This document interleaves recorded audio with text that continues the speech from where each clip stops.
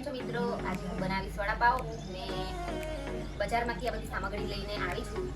તો લીમડી લાવી છું, પાવ છે, લીલા મરચાં છે, ધાણા છે, બટાકા છે, બટર છે, લાલ મરચું, મીઠું, જીરું, રાઈ અને હળદર છે.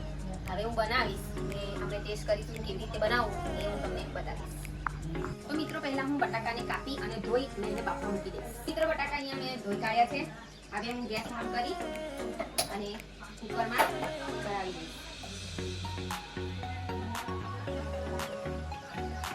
તો આપણે બટાકા બાફવા મૂકી દીધા છે. હવે હું બીજી સામગ્રી બનાવીશ. અહીંયા મેં લીલા મરચાં લઈ લીધા છે વડાપાવ જોડે ખાવા માટે.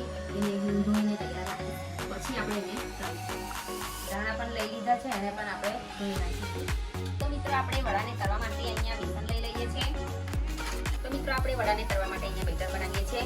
એમાં આપણે થોડોક અજમો નાખીશું, લાલ મરચું પાવડર નાખીશું, થોડુંક મીઠું નાખીશું.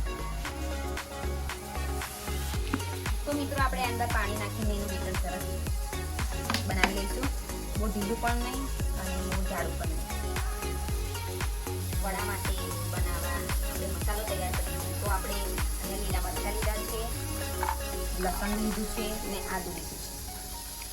તો મિત્રો અહીંયા મેં ધાણા તમારી લીધેલા છે ને હવે હું આ પાવને કટ કરીશ.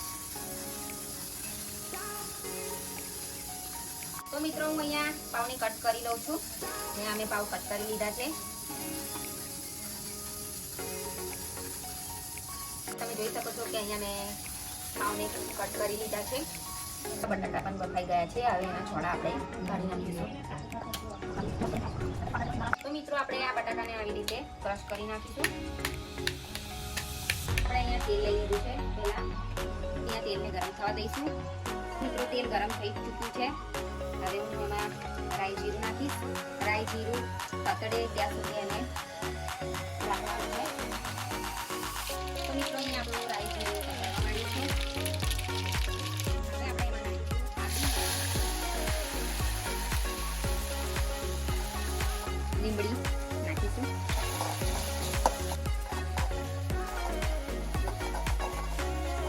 તો મિત્રો હવે આપણે એમાં મેશ કરેલા બટાકા નાખી દઈશું. મિત્રો હવે એમાં થોડાક ધાણા ઉમેરી દેવાના છે. સ્વાદ પ્રમાણે મીઠું અને આપણે એમાં થોડી હળદર લઈ લઈશું. તો આપણે હવે એને બરાબર મિક્સ કરી લઈશું.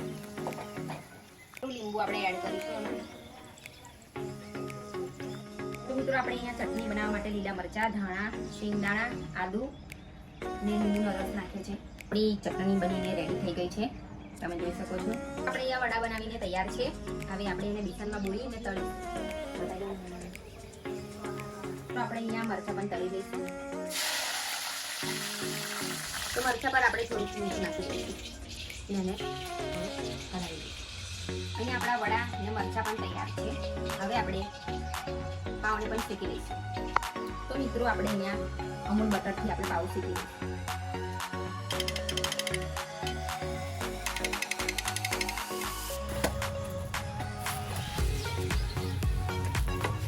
હવે આપણે વડાપાવ બનાવી દઈશું અને પછી સર્વ કરીશું. એ બધાને પૂછીશું કે મારા બનાવેલા વડાપાવ કેવા લાગ્યા.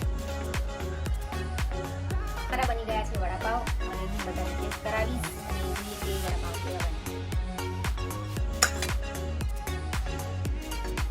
ચાલો આપણે એમને ટેસ્ટ કરાવીએ કે મેં કેવા વડાપાવ બનાવ્યા છે. એ લોકો ખાઈને મને કહેશે કે કેવા વડાપાવ છે.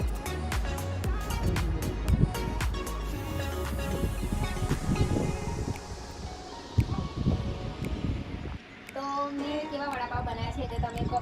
બહુ મસ્ત, એકદમ ટેસ્ટી. તો મિત્રો વડાપાવ બધાને બહુ જ સારા લાગ્યા. તો નેક્સ્ટ વિડીયોમાં આપણે મળીશું. ત્યાં સુધી જય શ્રી રામ.